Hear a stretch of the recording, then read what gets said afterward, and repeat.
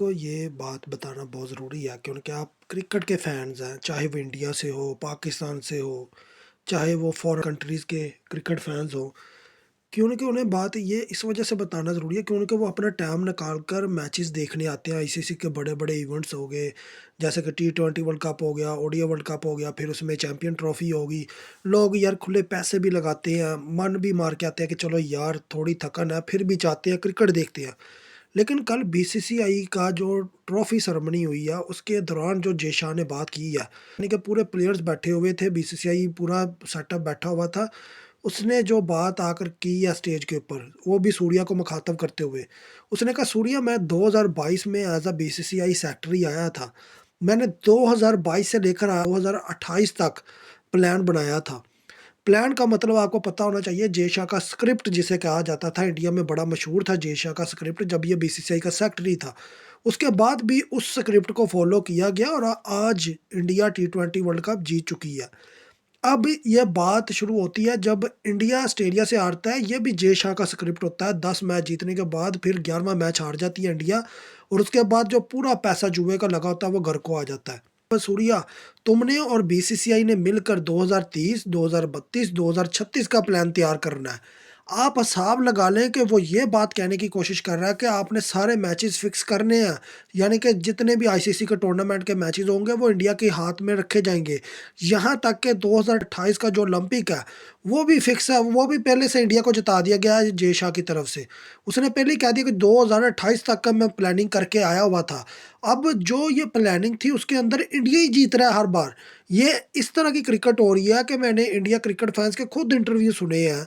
वो कह रहे हैं कि हमें मज़ा नहीं आता। इंडिया वो कह रहे हैं इतनी अच्छी टीम नहीं है कि वो किसी भी टीम से ना हारे। ऐसा हो ही नहीं सकता। न्यूज़ीलैंड जैसी टीम इनको घर में आके पेल जाती है, ऑस्ट्रेलिया जैसी टीम इनको घर में आके पेल जाती है, साउथ अफ्रीका जैसी टीम इनको घर में आके पेल जाती है, पाकिस्तान जैसी टीम इनको ओडीआई सीरीज़ घर में आके हरा जाती है। ऐसा कैसे हो सकता है कि ये जब आईसीसी के टूर्नामेंट होते हैं, ये दुनिया की बेहतरीन टीम बन के सामने आ जाती है, उसमें इनके बल्लों का भी राज़ खुल के सामने आपके आया है, जैसे राजापक्सा ने इनको नंगा किया है। आप संजू सैमसन की वो शॉट देख लें जो उसने हेनरी को मारी थी। आप खुद देख लें कि बल्ले की बैक को बॉल लगी है और वो छक्का हो गया, वो छक्का हो गया। विराट कोहली के बल्ले पर बात उठी, फिर सचिन तेंदुलकर के बल्ले पर बात उठी कि ऐसा कैसे हो सकता है कि ये खड़ा-खड़ा छक्का लगा सकता है। जबकि शाहिद अफरीदी हो, ए डिविलियर्स हो, छक्का मारने के लिए पूरी पावर लगती थी, चाहे वो क्रिस गेल हो। लेकिन इंडिया के बल्लेबाज़ों के बल्ले ऐसे होते हैं जो कि यकीन मानिए कि खड़े-खड़े वो छक्के लगा रहे होते हैं। अब कहेंगे इनके पास दुनिया की अनोखी पावर है। अब 15 ओवर के बाद जो ये चक्कर आता है इंडिया के बॉलर्स का, जी अचानक से मैच को चेंज कर दिया जाता है। जसप्रीत बुमराह हो, कभी कुलदीप यादव हो, कभी वरुण चक्रवर्ती हो। फिर ये भी इल्ज़ाम लगा केविन पीटरसन की तरफ से, डेल स्टेन की तरफ से कि ये 15 ओवर के बाद भाई कौन-सा बॉल चेंज होता है। ये हमें भी बताया जाए 15 ओवर के बाद कौन-सा चेंज होता है। यही मैं कह रहा हूँ कि जय शाह का स्क्रिप्ट बहुत ऑन वे है। यानी कि ये क्रिकेट को पूरा कब्ज़ा करके बैठे हैं। आप कहेंगे ना कल को ऑस्ट्रेलिया भी आके हरा जाए। आप देख लें कि जब पैट कुमिंस की टीम ने इंडिया को हराया उसके बाद पैट कुमिंस कहीं कैप्टन नज़र आया ही नहीं। ना व्हाइट बॉल का तो कहीं कैप्टन दूर-दूर तक उसे नज़र नहीं आया, उसे वैसे ही कैप्टनसी से निकाल दिया गया। उसके बाद टेस्ट का भी कैप्टन उस वक़्त शो किया गया जब बहुत ज़्यादा नज़दीक टेस्ट चैंपियंस ट्रॉफ़ी आई। आने वाले टाइम में मैं आपको ये भी बता दूँ कि इनका टेस्ट के ऊपर भी कब्ज़ा होगा। ये टेस्ट के अंदर भी लगातार चैंपियन ट्रॉफ़ी जीते जाएँगे। वो इनके हाथ में इस वजह से नहीं आ रही चैंपियन ट्रॉफ़ी टेस्ट की, क्योंकि वो होस्ट होस्ट इंग्लैंड कर रहा है। अब इंग्लैंड होस्ट कर रहा है तो यानी कि उनका कुछ ना कुछ अमल दखल है। अगर जहाँ पर आईसीसी और बीसीसीआई का सिर्फ़ अमल दखल होगा उसमें आपको रिज़ल्ट पूरा इंडिया के हाथ में मिलेगा।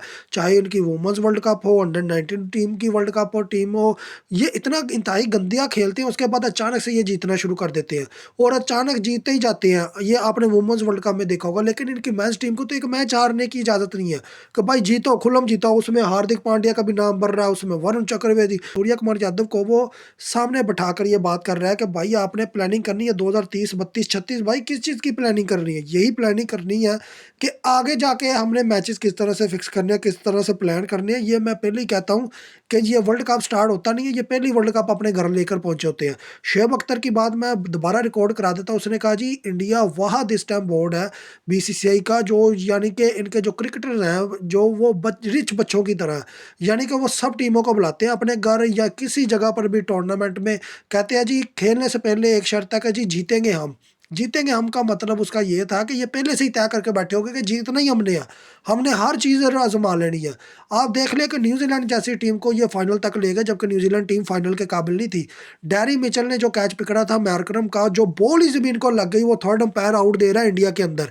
तो मुझे बताइए फिर कहाँ से जीतेगा भाई कोई टीम? साउथ अफ्रीका हो, ऑस्ट्रेलिया हो। इसके बाद शुएब अख्तर ने यही कह दिया कि भाई फिर इनको हराने का हमारे पास फार्मूला नहीं है।